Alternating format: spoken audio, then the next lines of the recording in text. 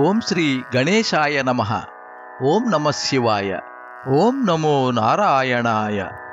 కార్తీక పురాణము 3వ రోజు పారాయణము, పంచమాధ్యాయము. ఓ శివధనుస్సంపన్న జనకరాజా, శ్రద్ధగా విను. మనము చేసిన పాపాలన్నింటినీ నశింపు చేయగల శక్తి ఒక్క కార్తీక మాస వ్రతానికి మాత్రమే ఉంది. కార్తీక మాసములో విష్ణు సన్నిధిని ఎవరైతే భగవద్గీత పారాయణమును చేస్తారో వారి పాపాలన్నీ కూడా పాము కుబుసములాగా తొలగిపోతాయి. అందున 10-11 అధ్యాయాలను పారాయణ చేసేవారు వైకుంఠానికి క్షేత్రపాలకులవుతారు. ఎవరైతే కార్తీక మాసంలో తులసీ దళాలతో గాని, తెలుపు లేదా నలుపు గన్నేరు పూలతో గాని విష్ణు పూజని చేస్తారో వాళ్ళు వైకుంఠానికి చేరి విష్ణు సమభోగాలను అనుభవిస్తారు. ఈ కార్తీక మాసంలో హరిహరులు ఎవరి సన్నిధినైనా సరే, ఏ పురాణాన్నైనా సరే ప్రవచించేవారు సర్వకర్మ బంధ విముక్తులవుతారు. కార్తీక వనభోజనం. కార్తీక మాస శుక్లపక్షంలో వనభోజనము చేసిన వారు పాప విముక్తులై విష్ణుధామాన్ని పొందుతారు. జప, హోమ, పూజ, భోజన, తర్పణ ఫలాలతో పాపి, క్షుద్ర, చండాలాది అశౌచవంతుల యొక్క సంభాషణలను వినిన పాపం తుడిచిపెట్టుకుపోతుంది. కాబట్టి మహారాజా, కార్తీక మాస శుక్లపక్షంలో అన్ని రకాల వృక్షాలతో పాటుగా ఉసిరి చెట్టు కూడా ఉన్న తోటలోనే వనభోజనమును ఏర్పాటు చేసుకోవాలి. ఉసిరి చెట్టు కింద సాలగ్రామము నుంచి గంధపుష్పాక్షతాదులతో పూజించి యథాశక్తి బ్రాహ్మణులను ఆహ్వానించి గౌరవించి వారితో కలిసి భోజనం చేయాలి. ఇలాగున కార్తీక మాసంలో వనభోజనాన్ని ఎవరైతే నిర్వహిస్తారో వాళ్ళు ఆయా కాలాలలో చేసిన సర్వపాపాల నుంచి తెములుకుని విష్ణులోకాన్ని పొందుతారు. జనక జనపతి ఈ కార్తీక మహాత్మ్యాన్ని భక్తి శ్రద్ధలతో విన్న బ్రాహ్మణుడొకడు దుర్యోని సంకటము నుంచి రక్షింపబడ్డాడు. ఆ కథ చెబుతాను, విను. దేవదత్తోపాఖ్యానము. పూర్వం కావేరీ తీరంలో దేవశర్మ అనే సద్బ్రాహ్మణుడు ఉండేవాడు. అతనికి ఒక పరమ దుర్మార్గుడైన కుమారుడు కలిగాడు. అతని పేరు దేవదత్తుడు. అతగాడి దుష్ట ప్రవర్తనలను గుర్తించిన తండ్రి అతగాడిని పాప విముక్తిని చేయాలని సంకల్పించి, నాయనా, రోజూ కార్తీక ప్రాతఃస్నానాన్ని ఆచరించు, సాయంకాలమున హరిసన్నిధిలో దీపారాధనమును చేస్తూ ఉండు. ఈ విధంగా కార్తీక వ్రతాన్ని ఆచరించి ధన్యుడివి కమ్ము అని చెప్పాడు. కాని దుర్వర్తనుడైన ఆ బ్రాహ్మణపుత్రుడు తాను అటువంటి కట్టుకథలను నమ్మనని, కార్తీక వ్రతాన్ని ఆచరించనని తండ్రికి ఎదురు తిరిగాడు. అందుకు కినిసిన దేవశర్మ తన కుమారుడిని అడవిలోని చెట్టు తొర్రలో ఎలుకవై పడి ఉండు అని శపించాడు. శాపానికి భయపడిన ఆ విప్రకుమారుడు తండ్రి పాదాలపై పడి తనకు తరుణోపాయం చెప్పమని కోరగా ఆ తండ్రి, నాయనా, నీవెప్పుడైతే కార్తీక మహాత్మ్యాన్ని సంపూర్ణంగా వింటావో అప్పుడే నీ ఎలక రూపం పోతుందని శాప విముక్తిని అనుగ్రహించాడు. దేవదత్తుని శాప విముక్తి. పితృశాప కారణంగా అప్పటికప్పుడే మూషిక రూపాన్ని ధరించిన బ్రాహ్మణ యువకుడు గజారణ్యములో ఫలవంతమైనది, అనేక జంతువులకు ఆధారభూతమైనది అయిన ఒకానొక మహావృక్ష తొర్రలో మనసాగాడు.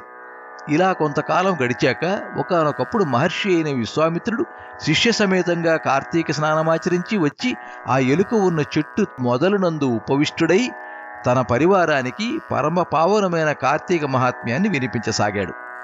ఆ సమయంలో దయాహీనుడు, పాపాల పుట్ట, అడవి జీవాలను హింసించి పొట్ట పూసుకునేవాడు అయిన ఒక కిరాతకుడు ఆ ప్రాంతాలకు వచ్చాడు. పుణ్యపురుషుల దర్శనం వల్ల ఉపకారమే గాని అపకారం ఏనాడు జరగదు. అదే విధముగా విశ్వామిత్రాది తపోబృంద దర్శనమాత్రం చేత రవంత పశ్చాత్తప్తుడు, జ్ఞాని అయిన ఆ కిరాతకుడు వారిని సమీపించి, అయ్యా, మీరు చెప్పుకుంటున్న కథలేమిటి? అవి వింటూ ఉంటే నాకీ కిరాతక జీవితం పట్ల చిరాకు పుడుతోంది. దయచేసి ఈ రహస్యమేమిటో చెప్పండి అనగానే అతనిలో వివేకం విచ్చుకుంటున్న వైనమును గమనించిన విశ్వామిత్రుడు, నాయనా, మేము కార్తీక వ్రతాన్ని ఆచరిస్తున్నాము. ఈ కార్తీక మాసంలో ఎవరైనా సరే తెలిసి గాని తెలియక గాని స్నాన, దాన, జప, తప, పురాణ శ్రవణాదులను చేసినట్లయితే వారు వారి సర్వపాపాల నుంచి విముక్తులవుతారు. ఈ వ్రతాన్ని భక్తితో ఆచరించేవాళ్ళు జీవన్ముక్తులవుతారు అని తెలియజేశాడు. ఈ విధంగా కిరాతకునికి చెబుతున్న కార్తీక మహాత్మ్యాన్ని వినడమే తడవుగా తొర్రలోనున్న ఎలుక తన శాపగ్రస్త రూపాన్ని వదిలివేసి పూర్వ యువ బ్రాహ్మణ రూపాన్ని పొంది విశ్వామిత్రులకు ప్రణమిల్లి తన పూర్వపు గాథని వినిపించి ఆ ఋషుల నుండి సెలవు తీసుకుని తన ఆశ్రమానికి తరలిపోయాడు. అనంతరము ఆ కిరాతకుడు కూడా విశ్వామిత్రాదుల వలన కార్తీక మహాత్యాన్ని కడకంటా తెలుసుకోవటం వలన ఆ జన్మకి కిరాతకుడయ్యి కూడా దేహాంతరాన ఉత్తమగతులను పొందాడు. కాబట్టి ఓ జనకరాజా, ఉత్తమ గతులను కోరేవారు ప్రయత్నపూర్వకముగా అయినా సరే కార్తీక వ్రతం ఆచరించాలి, లేదా కనీసం కార్తీక మహాత్మ్యాన్నైనా భక్తి శ్రద్ధలతో వినాలి. పంచమాధ్యాయం సమాప్తం. కార్తీక పురాణం 6వ అధ్యాయం. శ్రీ వశిష్ఠుడు ఇలా అంటున్నాడు: జనక, ఈ కార్తీక మాసం 30 రోజులు కూడా ఎవరైతే శ్రీ మహావిష్ణువును కస్తూరి గంధాదులతోనూ పంచామృతాలతోనూ అభిషేకిస్తారో వారికి 10,000 అశ్వమేధాలు చేసిన ఫలితం లభిస్తుంది. కార్తీక మాసంలో సంధ్యావేళ విష్ణు సన్నిధిలో దీపారాధనమును చేసినా దీపదానము చేసినా వారు విష్ణులోకాన్ని పొందుతారు. ప్రత్తిని శుభ్రపరిచి దానితో వత్తిని చేసి బియ్యపిండి లేదా గోధుమ పిండితో ప్రమిదని చేసి ఆవునేతిని పోసి ఆ పత్తి వత్తిని తడిపి వెలిగించి ఒకానొక సద్బ్రాహ్మణుని ఆహ్వానించి చివరి రోజున వెండి ప్రమిదను పసిడి వత్తిని చేయించి వాటిని బియ్యపు పిండి మధ్యన ఉంచి పూజా నివేదనాదులను పూర్తి చేసి బ్రాహ్మణులకు భోజనం పెట్టి అనంతరము తాము స్వయంగా భుజించవలెను. దీపదాన మంత్రము. తాము స్వయంగా జ్ఞానమును సంపదలను శుభములను కలిగించే దైవ దీపదానాన్ని చేస్తున్నాను, దీనివలన నాకు నిరంతరము శాంతి సుఖములు ఏర్పడుగాక అని చెప్పుకుంటూ పిండితో సహా ఆ దీపాన్ని బ్రాహ్మణునికి దానం చెయ్యాలి. అలా దానం చేసిన వారు అక్షయమైన పుణ్యాన్ని పొందుతారు.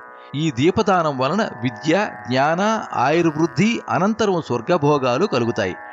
మనోవాక్కాయకృత పాపాలన్నీ సమసిపోతాయి. నిదర్శనార్థమై ఒక కథను వినిపిస్తాను, విను. లుబ్ధ వితంతువు మోక్షము పొందుట.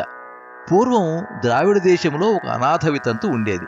ఆమె రోజూ భిక్షాటనమును చేసి వచ్చిన దానిలో మంచి అన్నమును కూరలను విక్రయించి తాను దూషిత అన్నముతో తృప్తిపడుతూ డబ్బును వెనకేయసాగినది.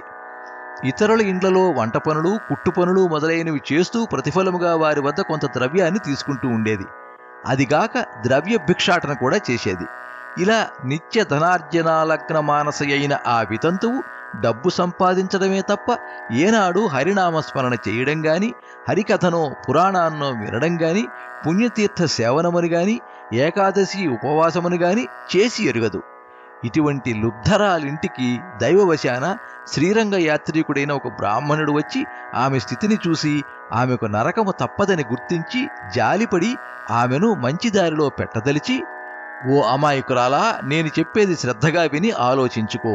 ఈ శరీరము కేవలము చీము నెత్తురు మాంసము ఎముకవులతో కూడుకొని సుఖదుఖ లంపటమై ఉన్నదే తప్ప ఈ తోలు శరీరం వట్టి అశాశ్వతమని తెలుసుకో. నేల నీరు నిప్పు నింగి గాలి అనే పంచభూతాత్మకమైనదే ఈ శరీరము. ఈ దేహము నశించగానే ఆ పంచభూతములు కూడా ఇంటి కొప్పు మీద కురిసి నలుదిక్కలకు చెదిరిపోయే వాన నీళ్లలా చెదిరిపోతాయి. నీటి మీద నురగలాంటి నీ తనువు నిత్యము కాదు. ఇది శాశ్వతమని నమ్ముకున్నట్లయితే ఆశల అగ్నిలో పడే మిడతల వలె మసి కావడమే తప్ప మేలనేది లేదు. మోహాన్ని భ్రమలను వదిలిపెట్టు. దైవమొక్కడే శాశ్వతుడని సర్వభూతదయకారుడని గుర్తించు. నిరతము హరిచరణాలనే స్మరించు. కామమంటే కోరిక, కోపమంటే దురాగ్రహం, భయమంటే ఆత్మనాత్మీయ భంగతం, లోభమంటే ధనవ్యయ చింత, మోహం అంటే మమతాహంకారాలు. ఇటువంటి 6 వదిలిపెట్టు. నా మాట విని ఇక నుంచైనా కార్తీక మాసంలో ప్రాతస్నానాన్ని ఆచరించు. విష్ణు ప్రీతికై భగవదర్పణంగా దీపదానము చెయ్యి.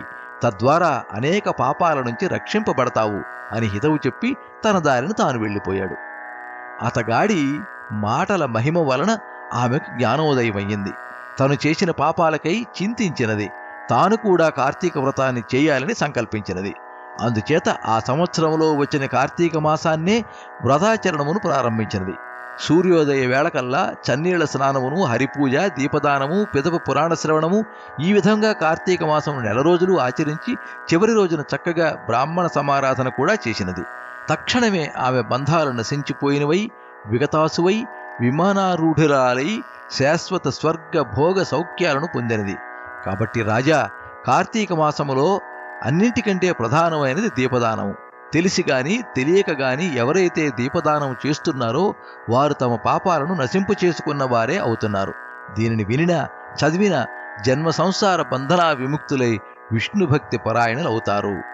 ఇది స్కాంద పురాణములోని వశిష్ఠ మహాముని చెప్పిన కార్తీక పురాణం 3వ రోజు పారాయణం సమాప్తం. ఓం నమః శివాయ. సర్వే జనాః సుఖినో భవంతు.